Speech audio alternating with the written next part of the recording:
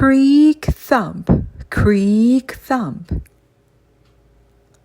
1. Uli wasn't eaten in his first hour in the forest, nor in his second. He sat only a few tails into the trees, foreleg folded under his chest, trying to remain inconspicuous. He watched as the rocky shadow of the great boulder slid from one side of the canopy to the other, certain that at any moment his mom was going to poke her nose into the forest, having chased Mr. Scratch away. She loved Uli too much to leave him all alone. She would come for him any moment now. With night came a steady wind that lashed the trees and shifted the moonlight. The shadows began to play tricks on Uli's eyes. The leaves overhead became the ruffled wings of bats. The bush to his right was the bristled back of a bear, and to his left was a tree of moaning faces. Uli covered his eyes with his good forepaw. It didn't help. He could still hear the rustling trees, still see terrifying images on the backs of his eyelids. He decided it was probably a good idea not to wait for his mom any longer and instead to exit the forest as quickly as foxingly possible. He hopped toward the mouth of the wood, where he'd entered. But then a hooting turned him left, a bone snap spun him right, and a sound like slopping entrails swung him around again. Suddenly, Uli didn't know which way was straight ahead. The branches of the forest pointed every direction, making him feel cross-eyed. Everything was shadows and more shadows. "Mom?" he whispered. He swiveled his ears, listening for the familiar sounds of the boulder fields, but all he heard was the creaking of trees. He sniffed for familiar scents, but the air was sparky and strangled. He wanted to howl for his mom to come and save him, but the forest was filled with ears and bellies searching for a snack. Uli sniffed out a nook in the roots of a tree, where nothing could sneak up behind him, and he wrapped his tail around himself. Ever since he could remember, Uli's sister had told him he wouldn't survive kidwood. He couldn't jump, couldn't hunt, he couldn't even clean himself without falling over. He could almost hear them now, whispering in the dark forest. "Don't worry, Uli. Once you're dead, you can still make friends. The centipede will try in through your nostrils and out your ears. The spiders will make webby homes across your rib cage and your eye sockets. And then the shrouded fox will come for you and steal you away to the underwood, and that's where you will live forever." 2. A groan startled Uli awake. He tumbled out of the hairy roots with a yelp, certain he was about to be plucked up by a branchy claw and devoured by the tree with many faces. When nothing grabbed him, he blinked open his eyes. Patches of golden light wreathed on the forest floor. Morning had come. He hadn't been so sure it would. The groan sounded again, and Uli realized it was coming from his own stomach. He hadn't eaten a thing since that baby squirrel. Mud clung to his fur, and his skin clung to his ribs. He remembered his mother's warning words. Maybe he was so skinny that no hunters would want to eat him. He sniffed the morning air for her scent. Nothing. His stomach grumbled again. He had to eat something, soon. He marked the roots of the tree so his mom could find him. Then he took a deep breath. "Come on, Paws." And for the first time, Uli set off to hunt for himself. "The forest is a feast," Uli said aloud in a reassuring sort of way. "And foxes are clever, above all, above all." Unfortunately, neither statement brought any squirrel babies tumbling from the treetops. He searched his memory for the hunting lessons his mother had taught his sisters. Listen for the rustlings and gnawings in the brush. Stalk quietly until your prey flees into the open. Match your movement with its movement. Low muzzle for a bird or squirrel, high muzzle for a mouse. Bound from afar. That last part didn't really work for a fox with 3 legs. Uli wouldn't be able to bound over a fire and if a whole heap of mouse guts was waiting for him on the other side. He swiveled his ears, listening with one and then the other. The forest was filled with scrabbles and nibbles and tiny digging paws. The delicious sounds skittered through his muzzle, curling his lips. How could she catch them? Prey lived high in the trees or buried deep in the ground, guarded by birds and thorns and bugs that would bite his eyelids. He tried sniffing out a stream of scent along the forest floor, just like his mom had taught him. He sniffed and sniffed until his nose grew so dry he was afraid it might crumble off. It was no use. All he smelled was dirt and leaf mulch. He plopped down again, ready to give up and make everlasting pals with the centipedes. Tasty hiding, tasty hiding. Uli perked his ears. Tasty hiding, tasty hiding. A bird sang in the treetops. Wooly had spent so much time alone in the den's entrance while his sisters fought one another that he had come to understand many bird songs. He had listened to the birds sing and then watched as they swooped up some delicious s'mores. Tasty hiding, tasty hiding. He sniffed in the direction where the bird's bill was pointed. A coppery scent laced the wind, leading him to a split in a tree trunk. His stomach gurgled. He licked his whiskers. There were warm things in there, and they were moving. Uli crouched behind a shrub. Unless his nose was lying, the critters inside that trunk were small and helpless, and wouldn't be able to put up a fight. He bent low on his foreleg and wiggled his hips in a way he'd seen his sisters do 100 times before. He made a mighty bound toward the trees, his forepaw thumping along the ground. He hadn't smelled the mother possum. She scurried down the trunk and into the split, reappearing a moment later with 3 baby possums dangling from her mouth. She flashed Uli a murderous look and then scampered away. Uli was so upset that he fell over. His stomach whined as several other edible critters fled the area, running from the kid, whose paw steps were as loud as crashing boulders. 3. Evening fell again. Branches chewed the sky. Uli lay, head in the dirt, blinking dully. His stomach had stopped growling, as if even it had given up on him. Ever since he was a tiny kid, Uli had known he would spend his life alone. He'd never meet a vixen, never start a den. He'd starve somewhere all by himself. He just never thought the day would come this soon. He closed his eyes and waited for the spiders and centipedes to make a home out of him. Sniff, sniff. A scent caught him by the nostrils. Sniff, sniff, sniff. It was so strong and succulent that it rolled him up onto his stomach. This was not the smell of just-born bodies, furless and helpless and ready for eating. It was warmer. Uli got to his paws and followed the scent. He had smelled fire once before when the firs had smoldered in the distance, casting a smoky shadow over the boulder fields. He had smelled entrails steaming in the open air when his sisters ripped open a groundhog.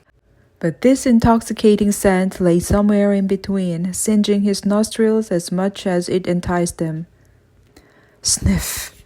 The smell twined between the leaves, tickling Uli's nose and pulling him along. It got his stomach rumbling again, and drips of drool pattered the dirt. Sniff, sniff, sniff. Soon the scent was all around him, so thick it was almost feeling. The air became hazy, and he saw coils of smoke twine through a clearing. Uli froze.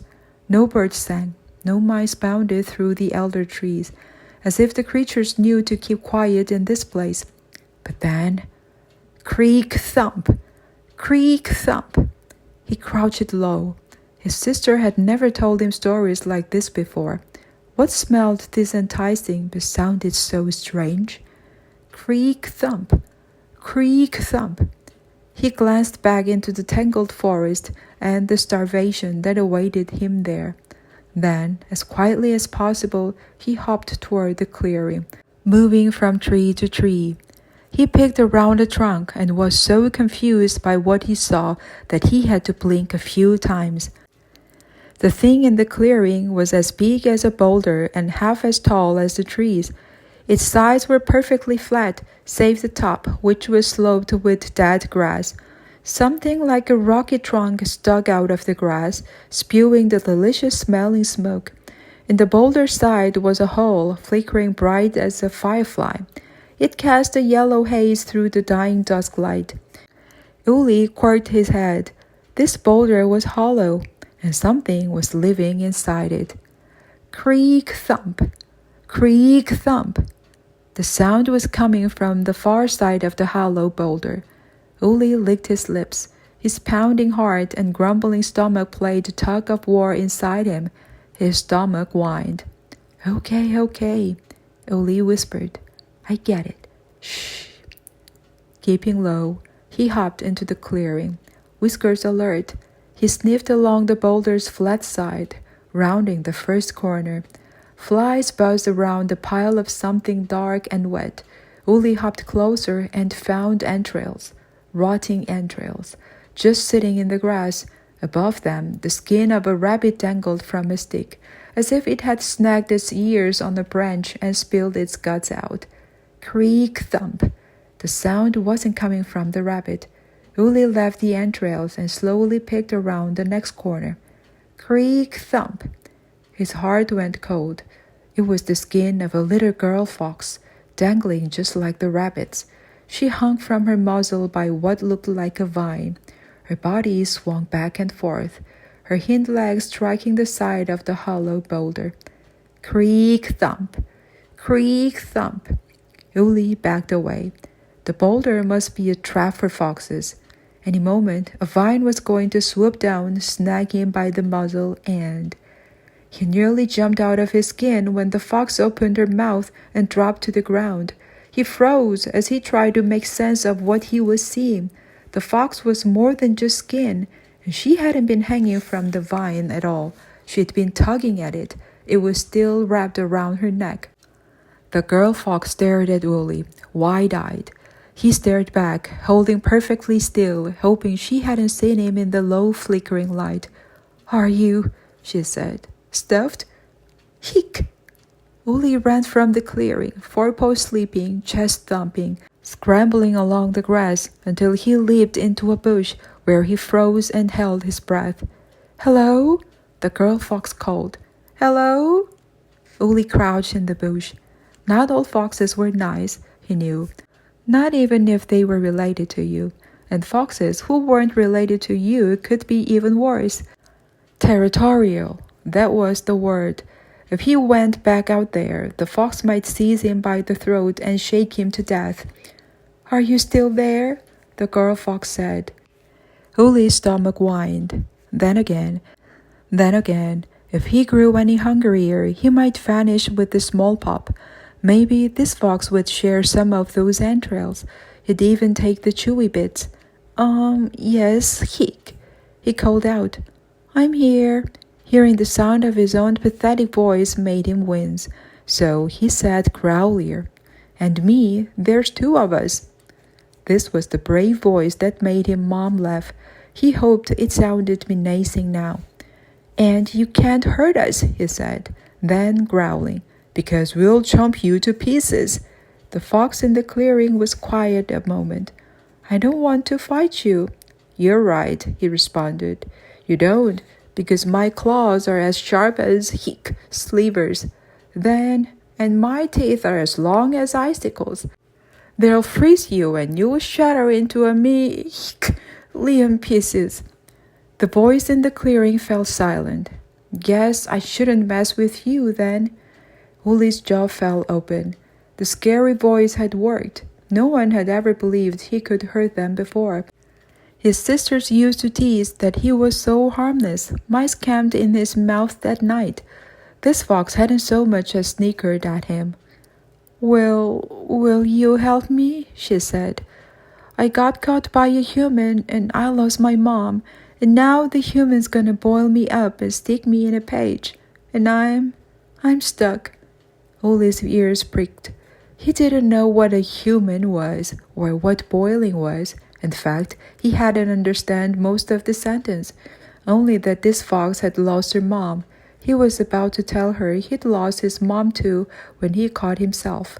You didn't get tricked by your sisters 1,001 times without learning a thing or two.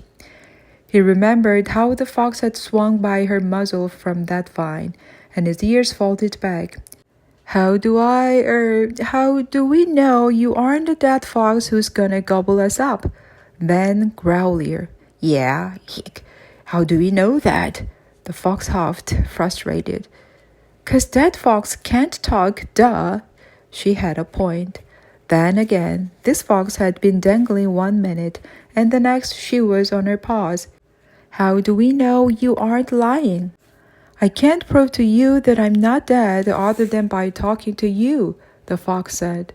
Besides, you're the one who's lying. What do you mean? Uli asked. Yeah, what do you mean? The fox snorted. Hiccups aren't contagious. A stone turned over in Uli's stomach when he realized how he'd given away that he was just one fox instead of two.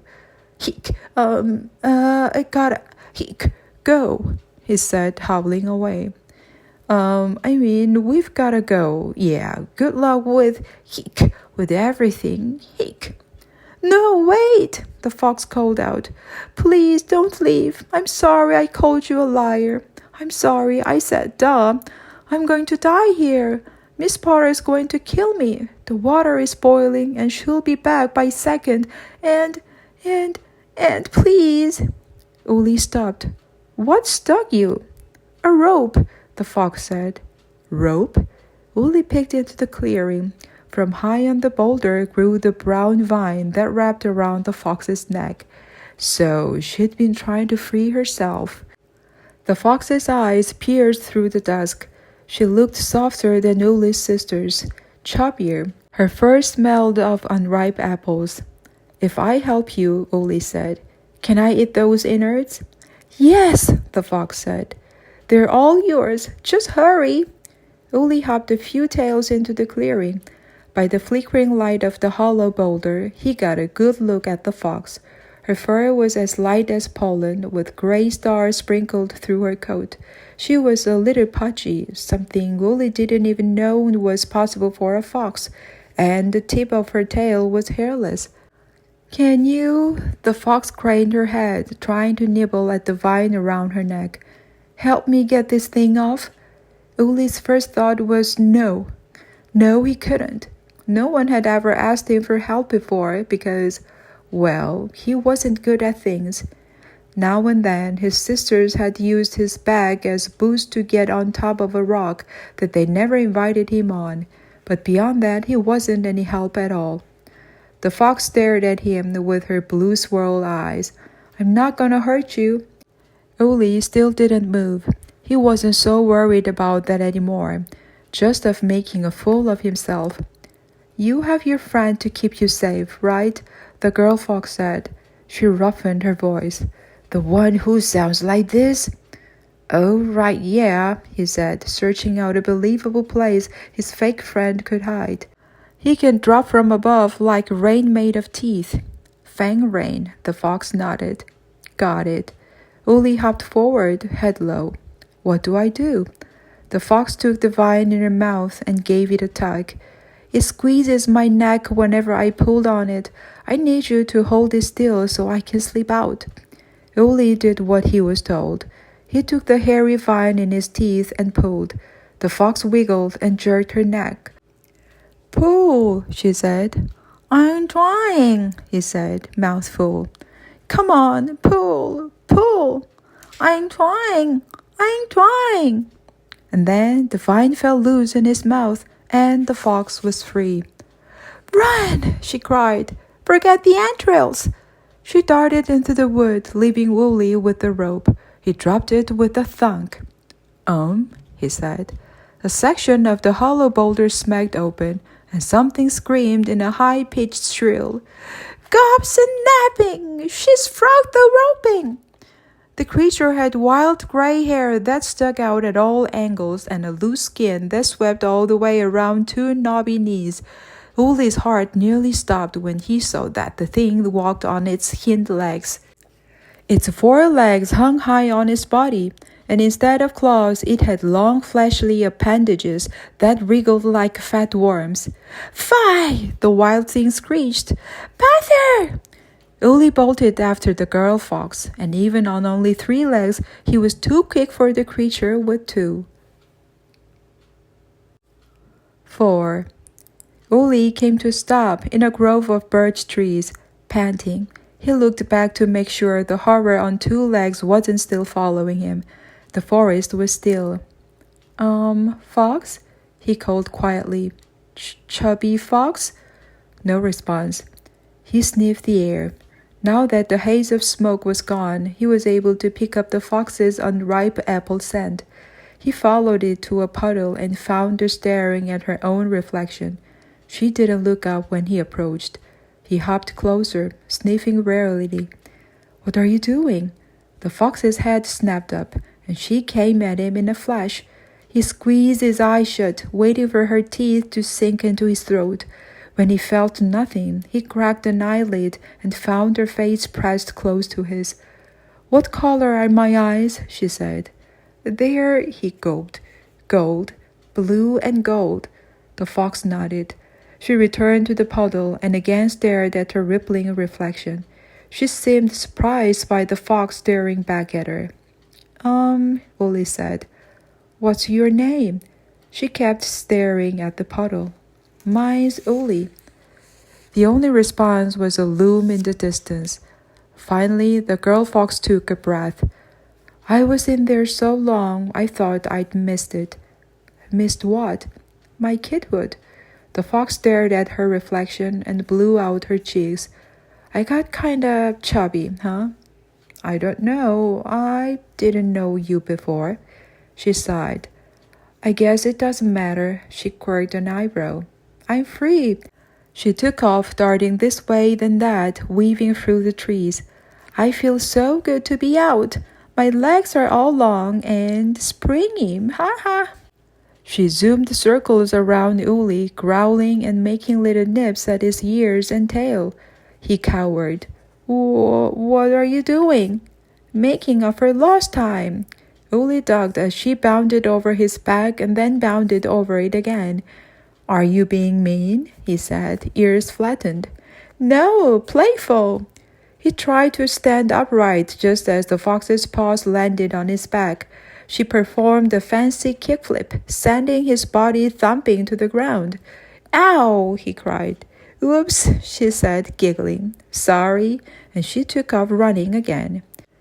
Uli did not like this fox's playfulness, not one bit. He would have thought twice about helping her escape from that vine if he'd known she was going to act like this. He started to hop into the forest. "Hey!" the girl fox called after him. "Where are you going?" Nowhere," Uli said, sitting back down. "Please don't jump on me again." "I'm Mia," she said, tail wagging. Uli nodded slowly. "I'm still Uli." He wondered what Mia saw when she looked at him. He was small for his moons, he knew, and it was hard not to notice his withered front paw.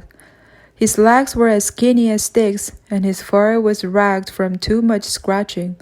His mom had told him he had a violet tinge to his fur, like he'd been smooched all over by a blackberry bush. But his sisters teased him that his eyes were always wet and shiny, like he was about to cry any moment. Uli widened his eyes, drying them out so Mia wouldn't think he was scared. "Nice to meet you, Uli," she said, not seeming to notice his paw or his fur or his eyes or anything. She got low on her 4 legs and wiggled her hips. "What should we do?" Uli's stomach pinched and let out a gurgle. He said, wavering. Are you hungry at all?" "Nope," Mia said. She did a spin. "But let's hunt something." His stomach whined again. Yeah, okay." "Oh," Mia said, seeing his withered paw for the first time. "What happened?" "What? This?" Uli sniffed at it like it was no big deal. "It's always been like this." "Huh?" She stared at his paw with the sadness in her eyes, as if it reminded her of something. But then she shook the thought away. "Welp, see ya." Mia gave her hip another wiggle and then darted off between the trees. Uli sat and waited. He'd grown very good at it. He listened to the insects and the birds and the wind in the leaves, trying to ignore his grumbling stomach. He'd thought maybe Mia had abandoned him forever when he heard the splash and a miserable croak, and then she came trotting back, fur dripping, a dead creature in her jaws. Uli had never seen anything like it before. It wasn't quite a frog, and it wasn't quite a lizard, and it had gills like a fish. Mia laid the creature on the ground. I've never hunted something by myself before. She pinned the creature's tail between her paws and ripped it in half, plopping the hind parts in front of him. What is it? He said, trying not to wrinkle his muzzle. I don't know. It has gills, but it walks around. Ha ha! She snorted. The forest is sweeping crazy. Uli's eyes went wide. A word like that would get his sister's lips bitten, but Mia hadn't even batted an eyelash. His stomach gurgled again. He bit into the creature, and a gush of slime squirted down his throat.